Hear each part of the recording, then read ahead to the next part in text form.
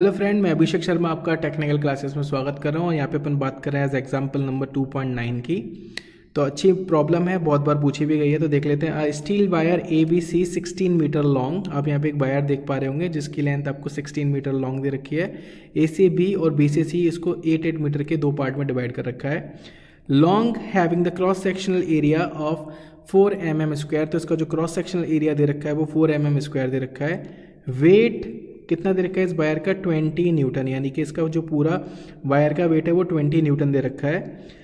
इस फिगर में आपको शो भी कर रखा है मॉडुलस ऑफ वेलोसिटी इस वायर की 200 गीगा पास्कल दे रखी है, यानी इसको मैं चेंज करूंगा न्यूटन पर mm स्क्वायर में।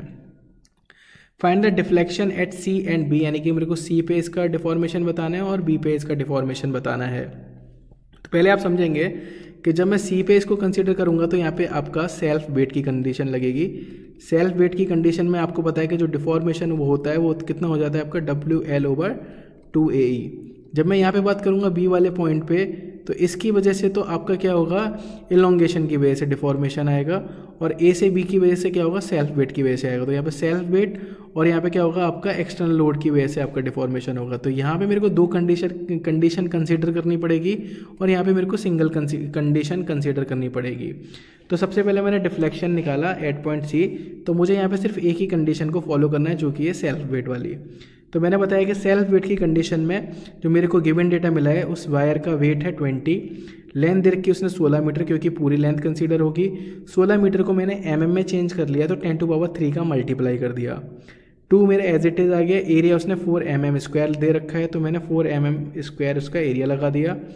ई की वैल्यू उसने 200 गीगा पास्कल दे रखी है, तो मैंने उसको मेगा पास्कल में चेंज किया, तो 200 × 10⁻³ मेगा पास्कल में चेंज हो गई, यानी न्यूटन पर mm स्क्वायर में। इसको सॉल्व किया तो मेरा सी पॉइंट पे डिफ्लेक्शन निकल के आया सेल्फ वेट की वजह से 0.2।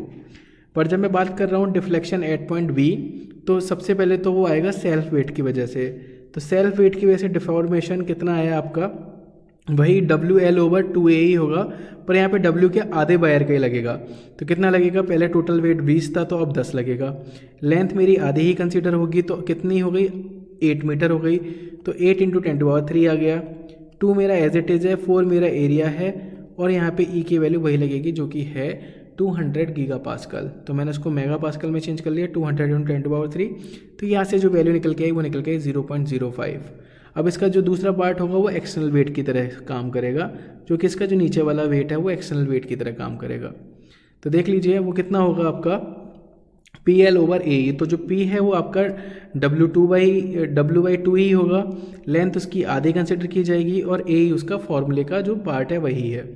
तो यहाँ पे आप देख लीजिए वैल्यू कितनी होगी आपकी 10। उसके बाद जो आपकी लेंथ है वो 8 मीटर है, एरिया 4 है, E आपका 200 गीगा पास्कल है, तो उसको मैंने मेगा पास्कल में चेंज कर दिया, 200 × 10⁻³।